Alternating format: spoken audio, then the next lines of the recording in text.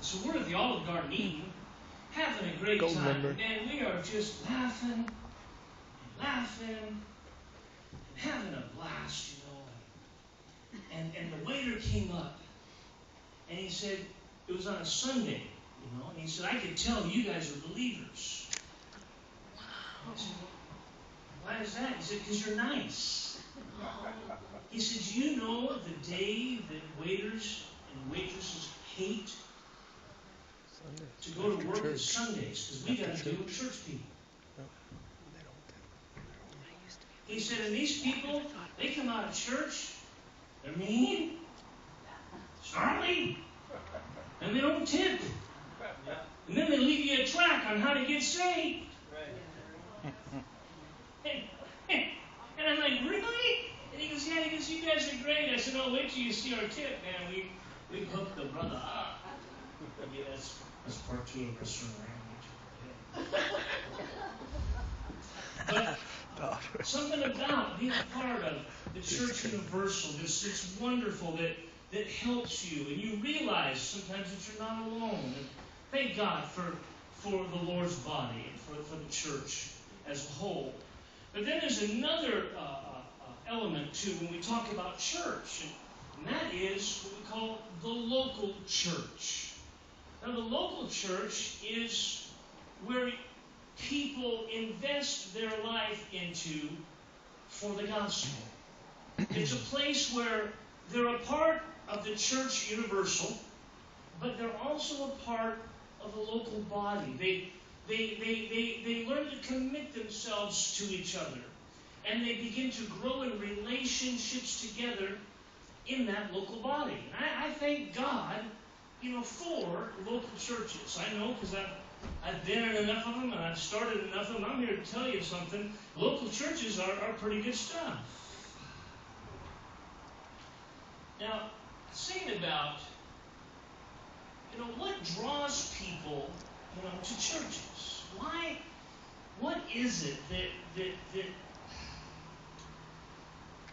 how does God build a local church? How does God build a body of believers? You know, because every church is a miracle. I have a friend who lives in Virginia. He was actually one of my assistant pastors in Portland, and now he's pioneering a church. He's in Virginia, and he's Richard Thompson's his name, and God spoke to him, and he and his wife are going to start a local church there.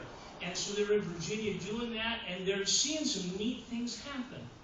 And one of the things that I shared with him is that, you know, every local church is a miracle of God. I mean, I've pioneered 3 churches, and I can tell you that each church has been sovereignly something greater than a man's smartness. I mean, it takes God to put the church together. You can do all the marketing you want in the world. You can pass out 85 bajillion flyers. You can hire a committee on doing the demographics of the people of your area.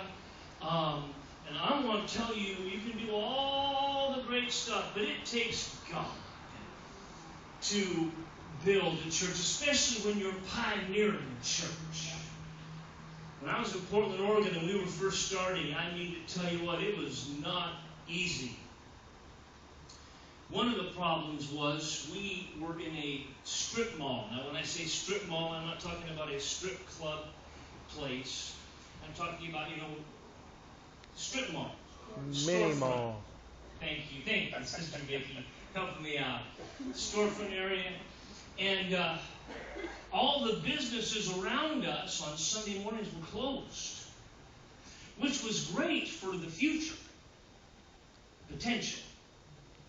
But it also led to a problem. My family only had one car. And so we started passing out flyers, inviting people to church to come, to be a part of this great move of God. And I cannot tell you how many times a car would drive into the parking lot with a flyer, see the address, see one car in front of the parking lot, turn around, and leave. I cannot tell you how many times it would get discouraging. I remember one time, this family come in and they were like saying, well, because they were looking for a church, and they're like, well, tell us about your youth group. It's now, our service starts at 11, it's 10 minutes after 11. And I'm just standing there, and there's my family, and I've got Sarah, who's 4, and Sasha, who's 2. And they said, well, tell us about your youth group, because we're interested in a youth group for our kids. I said, great, we have the best one around. We've got Sarah and Sasha.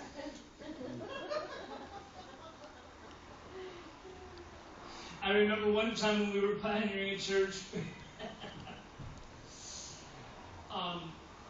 these people were there, and they pulled up, and Sarah was my lookout.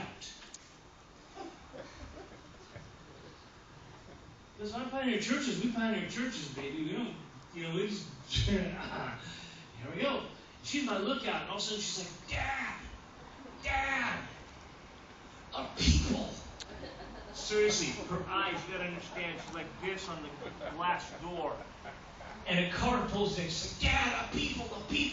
I'm like, really? She says, yeah, Dad, they're parking, Dad. I'm like, really? Cool. And I'm getting all nervous and everything, come on, what do we got to offer? What do we have to offer? Jesus. Yeah, I understand that, but come on, you got people, you know what I'm saying? It's true, we got Jesus, but people in this generation, they want something else. They want something more. You can't get more. But they're looking for the gimmick, the game, the program, the this, the that. We didn't have none of that. Dad, none of that. And I remember she's like, Dad, they're getting out of the car. And I said, okay, Sarah, get away from the door. Act normal. Whatever that was. We have no idea.